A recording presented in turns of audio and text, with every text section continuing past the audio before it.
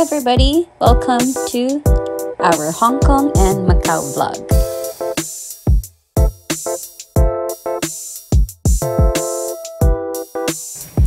Ayan, so from our Airbnb, papunta kami ng train station kasi malapit lang yung train station doon sa Airbnb namin. Bali, pupunta kami sa HK Port kasi kami nagpe-ferry papunta ng Macau. And alam nyo ba guys, ang ferry na nasakyan namin, yung Cotai Jet Ferry to Macau is free. So lahat kami nalibre because may promotion yung Macau Tourism, yung mga turista na nasa Hong Kong. Pwede kayong pumunta ng Macau for free pero one way lang. So meaning to say, pabalik, you have to pay na.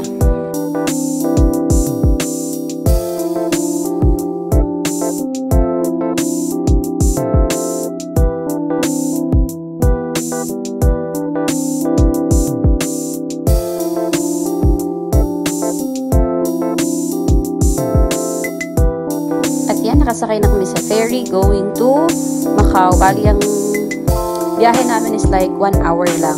Mabilis lang yung biyahe from Hong Kong to Macau. And ayan na yung Macau port. And then may immigration. Dadaan din kayo ng immigration just like how you enter a country. So just like the same process. At medyo may videoan pala ako dito dalawang babae na napaka-sexy para sa Blackpink. And anyway, meron nga pala kami tourist guide dito sa Macau. So ayan, sumakay kami ng free shuttle bus. Kasi may mga casino dito is may free silang bus from doon sa parang airport to sa mga hotel sa mga casino. So yung tourist guide, sinakay kami doon. And pumunta na kami ng St. Paul or the ruins at St. Paul. And yung parang una namin stop.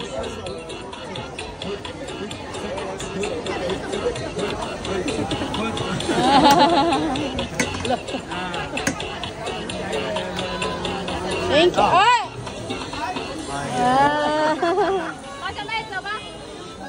Thank you. Ikaw naman, ikaw naman. Thank you so much. You don't get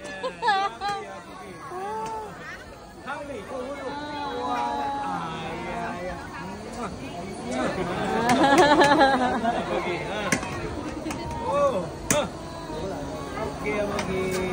What do you say? Thank you. Uy, nakakadami ka na, ha? Thank you! So, ito, papakita ko sa inyo ang mga videos na nakuha ko. Sobrang konting videos lang ang nakuha ko that day kasi yung tourist guide namin medyo nagmamadali siya. Hindi ko alam kung bakit. At I advise kung kaya nyo mag-DIY na lang kayo. Kasi parang hindi ko may recommend na mag-tourist guide kayo. Kasi pag may tourist guide, parang hinahabol nyo yung oras, hinahabol nyo yung tourist guide kung saan siya pupunta. So, kapag mabilis siya maglakad, kailangan nyo magpadali din maglakad. So, hindi nyo masyado may enjoy yung place. Kung may gusto kayong place na pagstayan muna, parang hindi nyo magawa kasi you have to follow the tourist guide. So, I advise, kung kaya mag-DIY na lang kayo. At nga pala, I also advise na agahan nyo kung kayo pupunta ng Macau from Hong Kong kasi medyo tanghali na kami nakaalis. So, sobrang bilis, sobrang hindi namin libot ang mga magagandang casino, magagandang places na pwede mo mapuntahan sa Macau. Kasi nga medyo tanghali na kami and ayan, medyo paggabi na, pauwi na kami, pabalik na kami ng Hong Kong yan. Recommended ba si Macau? Yes, I recommend as an adult. Kung gusto nyo makakita ng mga magagandang parang nasa Europe vibe, go, punta kayo ng Macau. But sa mga kids, yung mga kids namin hindi nag-enjoy. I don't know sa experience ng may mga kids na nagpunta ng Macau from Hong Kong. But sa mga kids na kasama namin, tingin ko hindi sila nag-enjoy.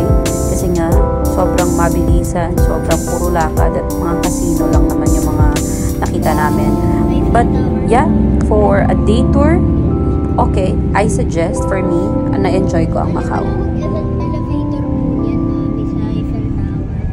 share ko na rin pala sa inyo yung mga pictures namin nung nag-Macau kami.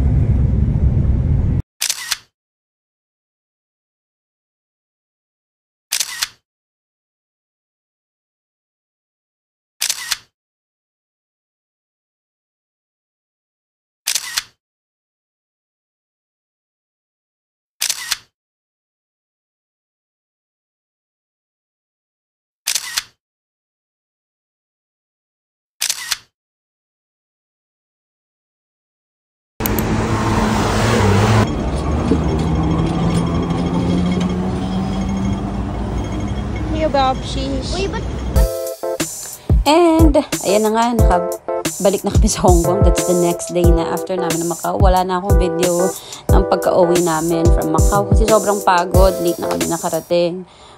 Tapos, nawala pa yung credit card ko. Hindi ko alam kung saan napunta yung credit card ko nung kami nag-Macau. Ayan, the next day, bali, kumain lang kami malapit sa aming Airbnb. Itong restaurant na nakita namin or nakainan namin is napakaganda kasi Transformer restaurant siya. So, naganda yung mga bata. While having our lunch. Ayan, kasama rin namin ng mama at papa that day. Bali, naglibot-libot lang kami at sumakay kami sa mga tram para ma-experience naman ng lahat yung tram dito sa Hong Kong.